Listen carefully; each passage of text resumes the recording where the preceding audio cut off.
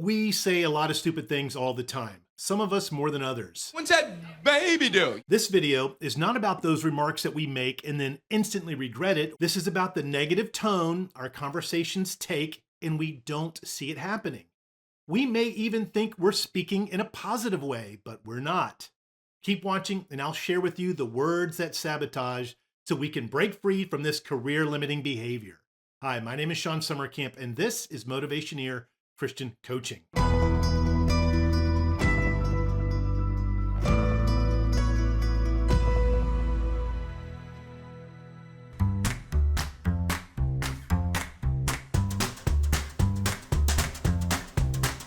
It is uncanny how easily we undermine our own professional ambitions. We say negative things that we think are positive and result in us holding ourselves back. Take the following 6 phrases. I don't want to keep making the same mistakes. I hate being so disorganized. I can't afford to neglect my responsibilities. I want to stop being late to so many meetings. I plan to avoid missing any more deadlines. I refuse to mess up anymore. Can you see the trend in these 6 phrases? Each one is focused around a negative outcome or action. Keep making the same mistakes, being so disorganized, neglecting my responsibilities, being late to so many meetings, missing deadlines, messing up. We're actually speaking into existence the very thing that holds us back, the very thing that we don't want to do, a limitation.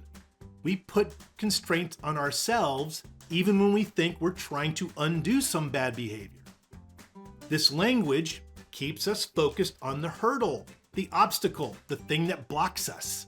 And what we do, in a sense, is create a very low ceiling for ourselves. This is not a great way to run the race, the career race. As the writer in the book of Hebrews uses as an illustration to demonstrate what it means to have a successful life in Christ. He says, throw off everything that hinders and the sin that so easily entangles, and let us run with perseverance the race marked out for us. I know when we think of a race as human beings in our career, we immediately start thinking rat race. No, it's not a rat race, it's a foot race. That's a very limiting, very negative connotation that we're in some type of frantic hurry to compete with other rats for scraps, you know? Hebrews is talking about a foot race that we can run metaphorically, a lifestyle that we choose, a way to go about doing things. And that's not the only writer to do so. The Apostle Paul uses the same analogy in his first letter to the Corinthians. He says, do you not know that those who run in a race all run, but only one receives the prize? Run in such a way as to get the prize. In our professional lives, we want to win, we want to succeed. We want to be our very best, not beating others per se, but being or becoming the best version of ourselves. And using this same foot race analogy, it means learning how to run efficiently, or learning how to speak efficiently in a way that helps us grow. Interestingly, when it comes to running, it's really obvious to everyone when we're not running efficiently.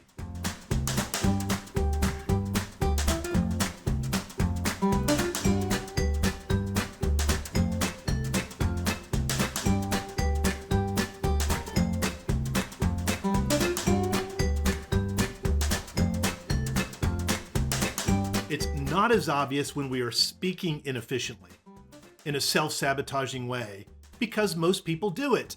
It's just commonplace for them as well, even when we're doing it.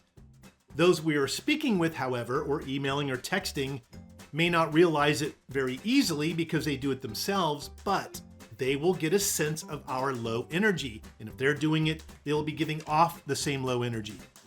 Speaking negatively wrecks our energy. We aren't excited or curious or driven. We're instead drained. Let's go back to those 6 phrases we used earlier. Here's a much better way of saying each of them by replacing the focus from the limitation, the thing that's blocking us, to the aspiration, the thing that we hope for and want to get, the desire. Instead of, I don't want to keep making the same mistakes, we say, I'm going to get better and better every day.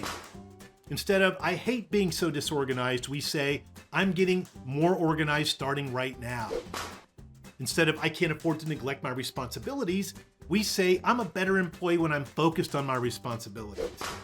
Instead of I want to stop being late to so many meetings, we say, I look forward to being consistently on time to all meetings. Instead of I plan to avoid missing any more deadlines, we say, I'm going to get this done on time. Instead of I won't mess up anymore, we say, I'm doing things right the first time. I'm sure the differences are very obvious. Get better and better. Be organized now. Focus on responsibilities. Be on time. Get this done. Do things right. As you can see, these phrases are not just positive, they're powerful. They create a sense of excitement, a sense of determination and drive. When we change our language, it will affect not only us, but the others that are around us. It reflects that we see ourselves as people that are able to get things done, not hindered by worry and fear of failing. Special note here, I mentioned the word positive a couple of times here. This is not the Power of Positive Thinking. Power of Positive Thinking is a great book. Norman Vincent Peale, like 5 million copies sold. I recommend it. It's a Christian-focused book. It's very powerful. But that phrase, the power of positive thinking, has become warped. People now think, if I have a negative thought, let me just change it to a positive thought, the opposite, and I'll start going that way. But this really trips us up too. It falls into a trap because sometimes the opposite of that negative thing is not something that's really true or that we want or that we're even really capable of. We want to instead just focus our language pointed toward the thing that we want.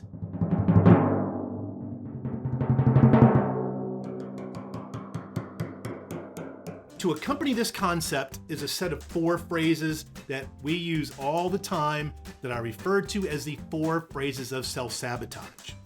Before I state them, I'm going to ask you to do something, to consider doing something. In order to stop using these phrases and to do so right away, effectively, I recommend getting your friends and family involved. Maybe a work colleague or even your boss or an accountability partner, the brothers or sisters in your church, to tell you when you say one of these 4 phrases, when you say it in that moment, maybe even interrupt you if that's okay with you, or at least shortly after you've used it if they don't want to make this interruption per se in that moment. It's a brave step, you'll see, because we say these things way, way more than we realize. And here they are. Need to, have to, should, and must. Why are these the 4 phrases of self-sabotage? Because they are all fear-based. They mean, in essence, when we use them in a sentence, that if we don't, something bad is going to happen. I need to get this done by Friday, as in, if I don't, something bad's going to happen. I have to spend time with my team, as in, if I don't, something bad's going to happen. I should read the weekly report, as in, if I don't, something bad's going to happen, and so on. When we're focused on the bad thing that might happen, which we are subconsciously when we say need to, have to, should, and must, that too will drain us of the vital energy that we want to tap into to achieve success professionally. Fear robs us of energy. That's the number one thing that does. Actually, it maintains stress hormones in our bodies, elongated for a long period of time, and that will create fatigue. Instead, we can speak from a place of courage, of determination, righteous ambition. So we, instead of saying need to, have to, should, or must, we say I want to, I will, or I am. Very powerful and progressive. You can start by saying I want to, move up eventually to I will, and then I am. Let's practice being in the habit of saying what we want to do, what we will do, what we are doing. And this goes for how we communicate with others on our team, or our boss, or the customers, our employees. Using fear-based language with them also depletes motivation in them instead of building it up, which is what we want to do. Let them know what we want them to do instead of what they have to do, should do, need to do, must do.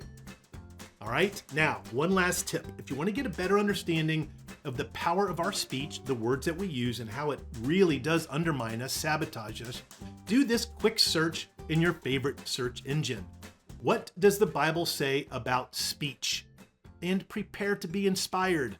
The scriptures have much to say about it. Very endless wisdom. I would really love to hear what you think about everything that I've shared. If you're using some of these phrases, or certainly the self-sabotage. If you're trying to change them, if you've got friends or colleagues to help you, please let me know how it's going. I would really love to hear from you. Thanks for watching. Please be sure to like and subscribe and turn on notifications so you'll know when I create a new video. Please also consider becoming a member at Motivationeer.com. Your membership really supports this channel. And don't forget, your career is not just a way to make a living, it's a way to transform the world.